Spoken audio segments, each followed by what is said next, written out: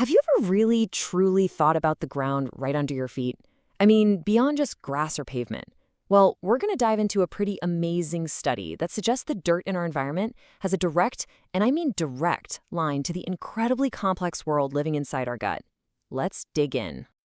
And look, this isn't just some philosophical thought experiment. It's the big question at the heart of a scientific study that found the very environments we build for ourselves might be fundamentally changing our biology from the inside out, and maybe not for the better. So, here's how we're going to break it all down. First, we'll explore that hidden world inside your gut. Then, we'll look at a really clever experiment comparing city and country life. We'll uncover what that means in a tale of two very different guts. And finally, we'll ask a pretty heavy question. What's the real price of progress for our health?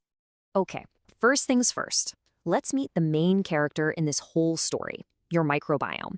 It's basically a secret universe of tiny organisms living inside you at this very moment.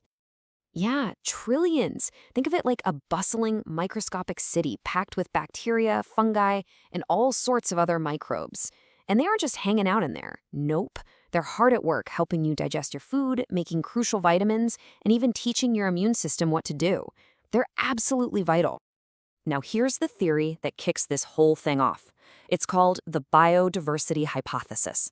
And the idea is pretty simple. As we've moved into these super clean, urbanized environments, we've kind of put ourselves in a bubble, losing touch with all the different microbes out there in nature.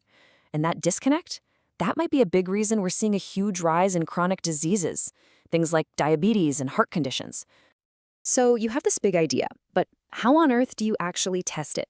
Well, a team of scientists in India came up with a really focused study to see if they could find a solid link between the microbes in the soil and the ones in our gut. They picked two totally different settings. On one side, you've got rural Haryana, where life is all about farming and being connected to the land. And on the other, you have urban Delhi, a massive, modern city, all concrete and steel. And it's really important to note, this was a pilot study, so the sample size was small and very focused. The goal here wasn't to prove everything once and for all, but to see if there was enough smoke to justify looking for a fire with bigger research down the line. And this is where the study design gets so brilliant. To make sure they were only measuring the effect of the environment, they picked people who were incredibly similar in almost every other way, what they ate, their ethnicity, even their economic background. This lets them zero in on the one big difference, their daily exposure to soil. All right, so they've got the samples, they've run all the complicated genetic analyses. So what did they actually find? Well, this is where it gets wild. The results were just wow. The collection of microbes inside people's guts looked almost exactly like the community of microbes in the soil right outside their front door. It was like their bodies were a direct reflection of their environment. And this chart really lays it out. You can see the rural group shares a whole bunch of different microbes with their soil, like Bacteroidetes and Actinobacteria, which are known to be powerhouses for breaking down plants and keeping your gut healthy. The urban group also showed a connection, but it was just different, less diverse, maybe not as strong.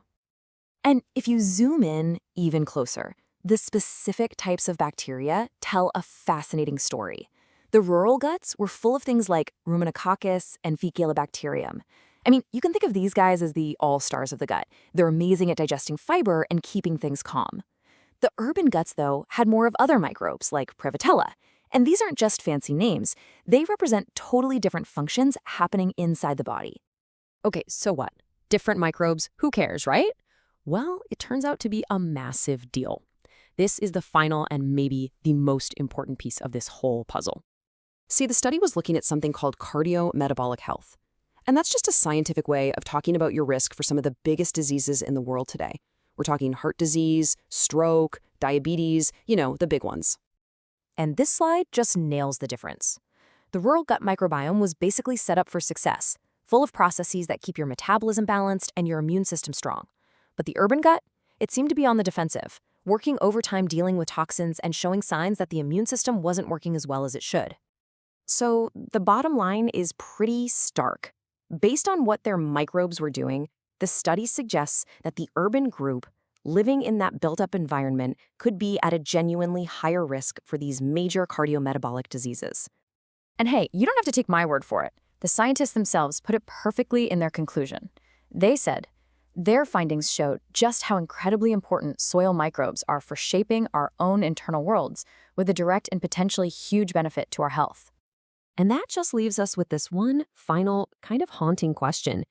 In our race to build modern cities and live modern lives, have we accidentally built a wall between ourselves and the very nature our bodies are counting on?